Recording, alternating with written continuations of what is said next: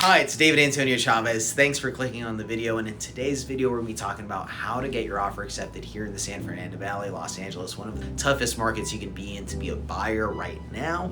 Or if you have a friend somewhere out of state, they hadn't had luck, they've been looking for 3, 6, 12 months, send them this video and I promise you it's really going to help them out. Anyway, stay tuned, we're going to cover these 3 simple steps.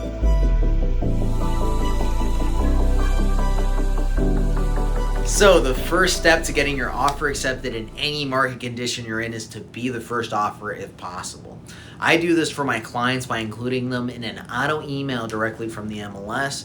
Pretty much the moment a home that matches our criteria gets on the market and it hits the MLS before Zillow and Redfin and Trulia and all these big websites get it, they're getting it. So this gives you a massive advantage because most people are checking these websites and then telling their agent you're getting it directly from me or your agent if you ask them to do this, and now you're seeing it first, and it gives you an opportunity. The schedule is showing right away at this home that you love.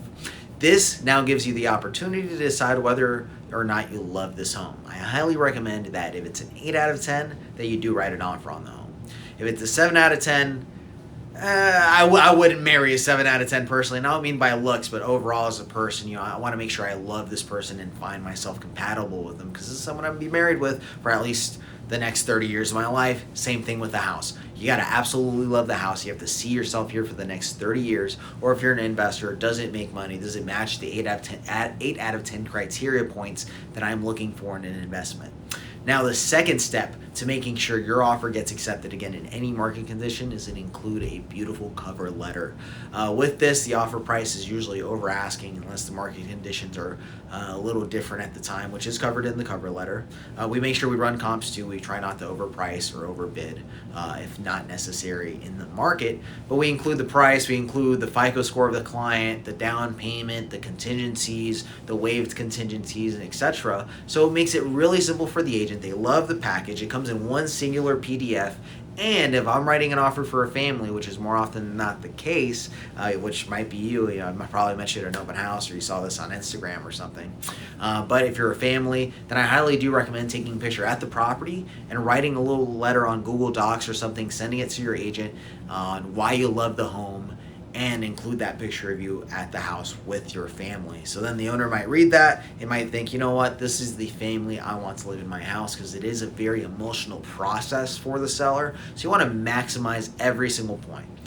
So far we covered, you want to be the first offer. You want to make sure you come in over asking price and include a beautiful cover letter with that. If not, at least match the current conditions in the market. You don't want to come severely over or severely under, but you want to come in competitive and number one. It's going to really make you stand out. Now, the last step, which is a step for your agent, or again, myself, if you're working with me, is to present the offer in person. The importance of this, and before this, I've also called the agent. I also made sure we wrote the offer to match the conditions of what the seller is looking for, whether they want to rent back, longer escrow, shorter escrow, whatever it is, we want to make sure we match what they want in their offer. Now I go present it in person with 2 bottles of champagne, but I've made the mistake where I bought champagne and the person doesn't drink. So I do call the agent beforehand. Sometimes I'll just bring them chocolates or whatever it is, fruit. Or a little gift of sort. But anyways, more often than not, the champagne is a great way to celebrate, because that's like, let's open escrow, here's a bottle of champagne for you, and here's a bottle of champagne for your seller or sellers. Now it's going to really stand out, because when they're presenting the offer, not only did I come to present it in person, but now they're like, this is attached to the offer, a nice bottle of champagne. And they're going to be like, wow, they got this nice cover letter. They came in over asking price, or they came in competitive.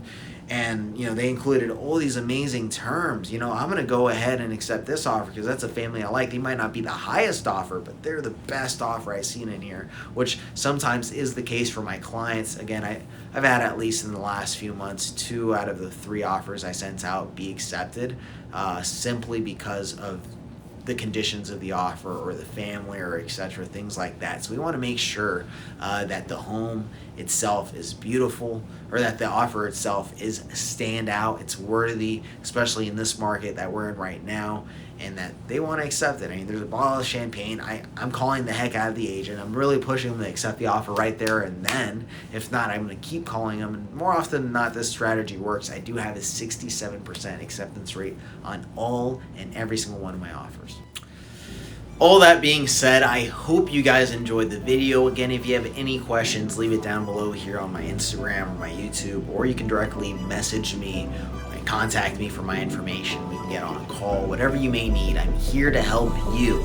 Anyways, again, thank you so much for watching the video. Get your offer accepted, and until next time, peace.